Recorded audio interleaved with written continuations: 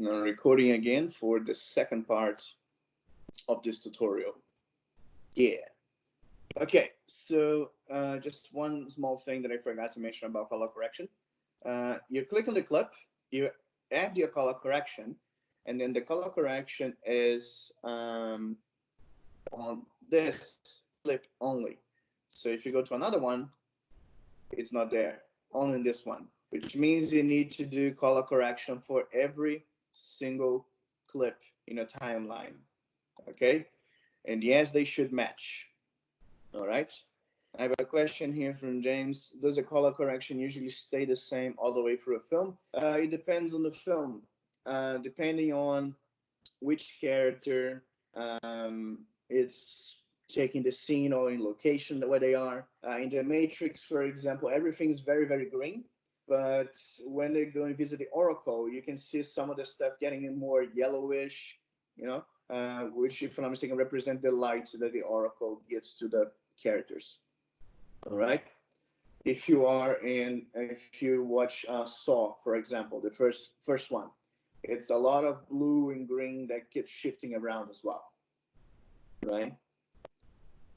No, you cannot drag over multiple scenes and edit all of them. But if you want to do something like that, what you can do instead, just pretty quick, is to go back here to our color correction. One thing you can do to like cheat on this, if you go down here, wait, where is it? Okay, so in the editing panel, down here, right underneath your project window, there is a button that looks like a post-it note. If you click in here, you can create a new adjustment layer. And then you hit OK. It will be by default the same settings of the video. Okay, here's your adjustment layer, just like Photoshop. Okay, then what you do is you grab whatever you have on top of the video, drag it to the layer above, and then on the second video layer, you drag your adjustment layer right here. Extend your adjustment layer all the way over your footage, click in the adjustment layer, then you do your color. Okay, if you click in the adjustment layer, extend it all the way through, and you do your color, let's just put like whatever in here, blue intense, not that intense. Let's add a curve, so itsy bitsy curve.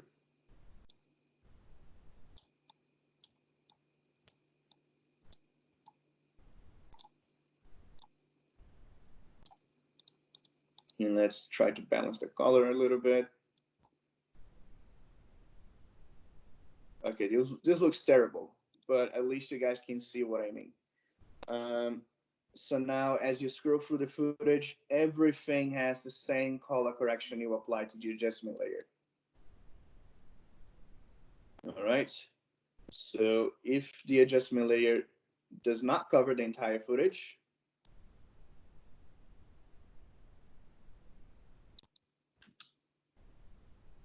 poof, it just goes back to normal. So yeah, your adjustment layer must cover everything. One thing you can do, I was explaining about the different color schemes for location, character. You can create one adjustment layer and put one color scheme in there for one specific character, one specific location, and then use that when needed, okay, for that character or location. All right. So that covers adjustment layers. Let's move on. Editing, let's get rid of this. Oh yeah, another thing about the adjustment layer, as soon as we dropped it here and extended all over the timeline and added a color, you can see that the entire timeline is now covered with a red line, which means the entire timeline must be rendered. So it will just add to your render time as well, okay? And also have noticed that I kept my title on the top of it. Otherwise, the title would be also affected by the adjustment layer. Okay, just like Photoshop. the order of layers affect process. Okay, the order of layers affects how the your image will look like at the end. All right, so down here, boom. So let's move on to some other effects. Okay, on the top here you have a effects panel right next to color, which is right next to editing. So the effects tab, you get another menu on the side here. Okay, for your effects. If your adjustment layer is still yellow, it's because you haven't added anything to it. Okay. And then you have plenty of folders here, okay, with some presets, okay, which I don't recommend you guys going on. Simply elementary presets, okay. These are just like presets for color correction. Some audio effects. On the audio effects, I only recommend you guys working with which one is it? Which one is it? Which one is it? Where is it?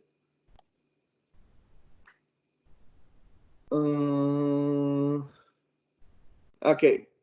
So there's one called Dehummer. You just drag and drop like this in your audio clip. Okay, and then the controls for it will come up on this side. Okay, here's your Dehummer controls. All right. And it does not adjust automatically. So yeah, never mind. Forget the Dehummer. What about the denoise? Yes, you also need to adjust stuff. So yeah, nah, this is advanced.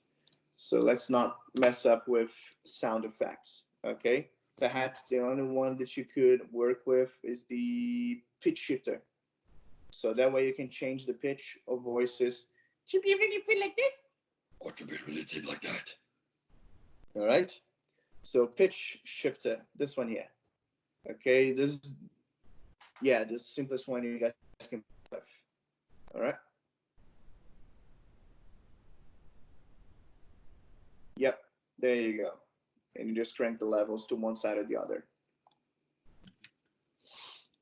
All right, so let's now move on to, oh yeah, in audio transitions, you only had a crossfade, which is the same thing that we do with the video. You can also do, when you right click in between two clips and you apply default transitions, you can do the same thing with audio right here, right?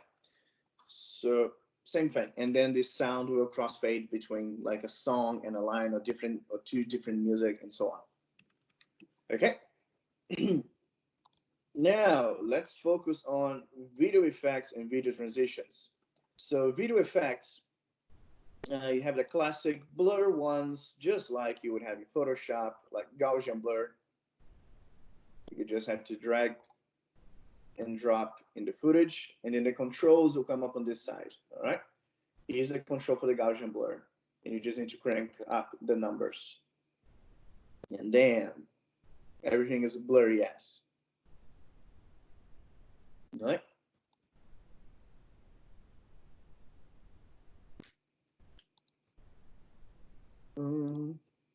There are more here for color correction. There's some distort effects.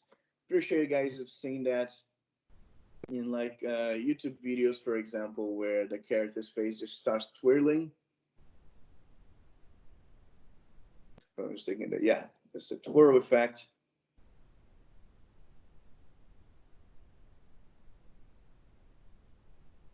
Ha ha ha.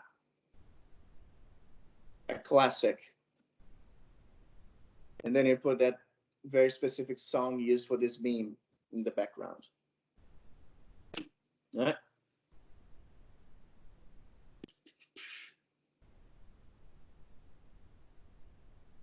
So let's get rid of this one.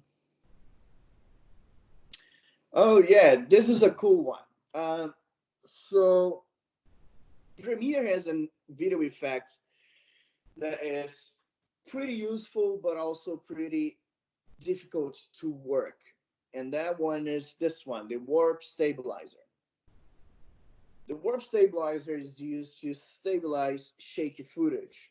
So if you're recording with the camera on your hands or recording with your phone and your footage is shaky as, you can just drop in a warp stabilizer.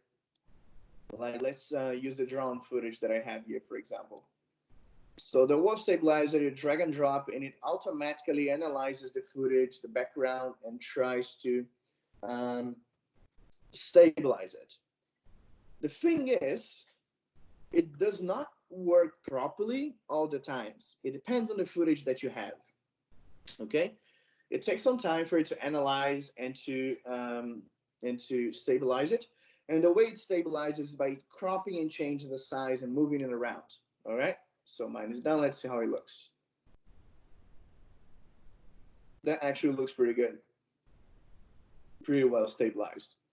But there are some ways if you're doing like a close-up, the character's head can go something like this. Yeah, and that is not cool. That is not healthy for your film. So yeah, it's like a box of chocolates. You never know what you're gonna get.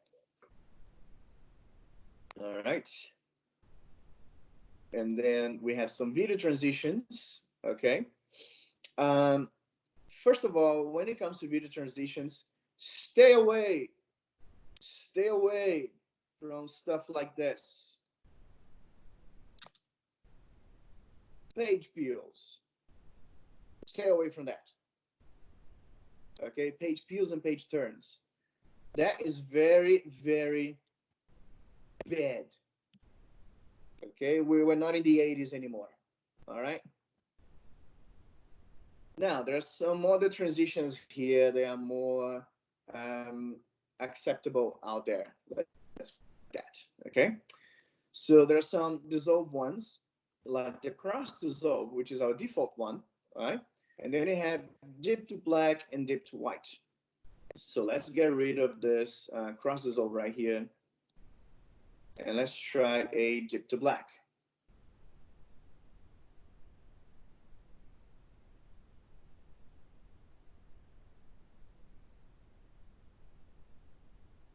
This mouse is killing me. There we go. So dip to black, it fades in from black. Okay. Just like if you would crossfade from nothing to the footage. Dip to white, same thing. The only difference is they change the color. You have this flash of white before the footage comes in. All right. There's one gold film dissolve.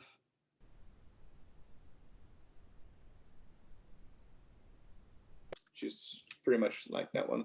Now the morph cut, I advise against it. Okay. Let me show you why. First of all, it takes ages to load. Okay. And then when it happens, pretty bizarre. Okay, it will also analyze the background of both clips that you have in between. And once it does, it basically morphs them together. And that is pretty gross. You need to have like very, very similar footage in between two clips to make sure that happens like smoothly. Okay. Still analyzing. That's gonna take ages. All right, so have in mind that I'm only showing you guys like simple effects. They're pretty much just drag and drop. If you want to work with some other ones like the ones in sound that I mentioned, they're actually pretty useful, but they're more advanced. I would go to Adobe Audition to work those. But you guys are more than welcome to look for further tutorials on YouTube on how to work on with these. Okay, let's just wait for the analyze to finish so we can have a look at how it looks. And then in the meantime, we can talk about the slide effects as well, the slide transitions. So this one is a split and looks terrible. There's one, where's, I think it's this one. Nope, definitely not this one.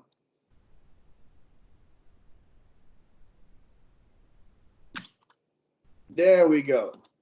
This slide action, okay, slide action is the same one from Star Wars and old Japanese films.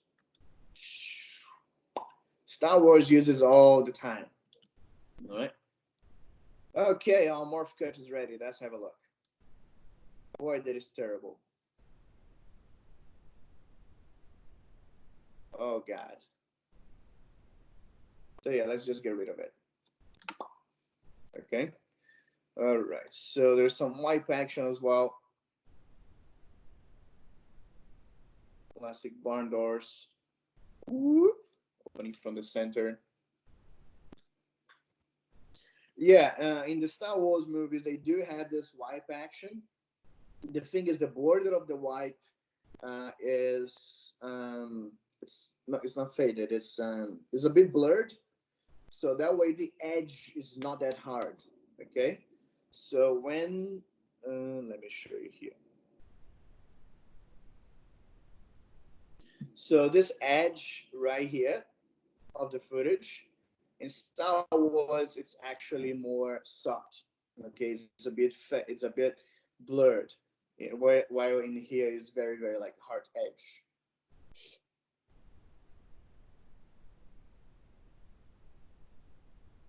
All right. Uh-huh. There are some wipe transitions here as well. There is a classic clock wipe transition here. There's used a lot in Japanese animation. But it's also very tacky. I wouldn't use that. But it's up to you guys. If you use it creatively, then who am I to judge? Am I right?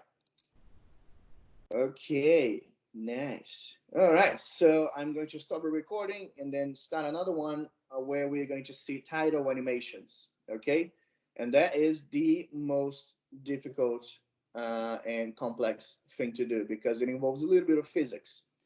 But don't panic, everything's gonna be all right. Okay, I'm just going to stop this recording and start another one.